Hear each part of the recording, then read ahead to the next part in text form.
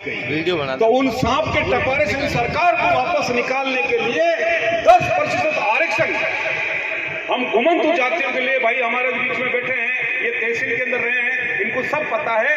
10% आरक्षण supreme court ने घुमंतु जातियों के लिए अलग से वर्गीकरण और अलग से कैटेगरी के लिए सुप्रीम कोर्ट ने ऑर्डर कर दिया है।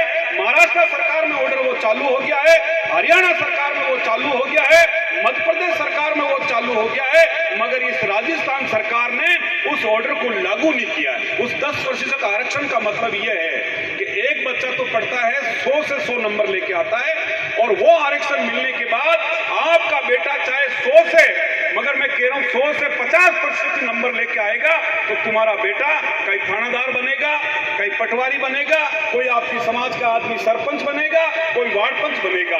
जब जब भी सरपंच की गोटी डलती है, केवल एससी, एसटी, ओबीसी और जनरल की डलती है। हम जो लड़ रहे हैं, हम कह रहे हैं घुमंतु जाति के लिए भी अलग से कोटा रिजर्व करें, यानी कोई भी ग्राम पंचायत है तो घुमंतु जाति की सीट आए। जब घुमंतु जाति की सीट आएगी तो आपके अंदर ही कोई निकल के आपकी समाज का कोई आदमी सरपंच भी बनेगा, प्रधान भी बनेगा, जिला प्रमुख भी बनेगा, और एमएलए भी बनेगा, और वार्ड पंच भी बनेगा, नगर पालिका का चेयरमैन भी बनेगा। हम उसके लिए लड़ाई कर रहे हैं। राजस्थान में 100 थानेदारों की भर्ती निकलती है, जिसमें आज भी हम वो मांग कर रहे हैं कि 10% आरक्षण का मतलब है कि 100 के अंदर कम से कम 3 थानेदार आपकी समाज के बनाए जाएंगे। मैं नहीं कह रहा हूं मेरे घर से कोई बनाया नहीं जाएगा, जो पढ़ेगा वो बनेगा, मगर इन सरकार को ताकत दिखाने के लिए हमारे भाई गुजरों ने ताकत दिखाई, हमारे भाइयों ने मीणा समाज ने ताकत दिखाई।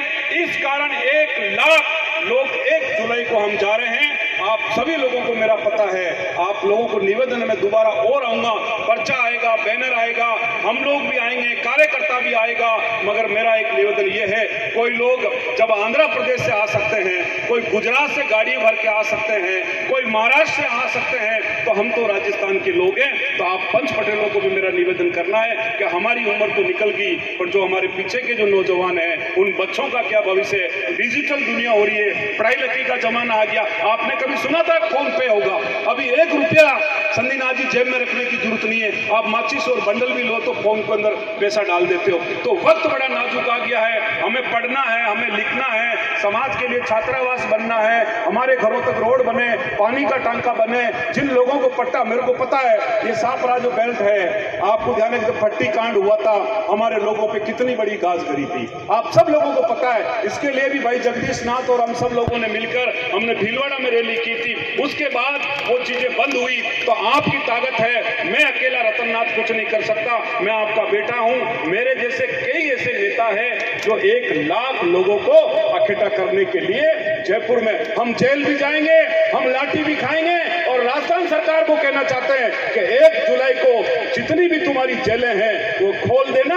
आपकी सारी जेलों में हम आएंगे, आपकी लाठी खाएंगे, आपका लोडा खाएंगे, मगर 10% तो आरक्षण हम जब तक हमें नहीं मिलेगा, जब तक हम वहां का मैदान छोड़ने वाले नहीं है। मैं इतना कह के पुनः दिया परिवार को, आपकी सारा सापरा बनेड़ा, जितने भी पंच पटेल और जितने भी 12 समाज के जो हमारे मोतवीर आए हैं, मैं उनको समाप्ति करता हुआ आप सभी को बहुत बहुत धन्यवाद देता हुआ, आप लोगों ने आदर किया, स्वागत किया, समय दिया, और कलाकार लोगों का जो हमने समय चुराया उनके लिए भी मैं माफी चाहता हूं। और वर वधू बच्चों को बहुत बहुत धन्यवाद।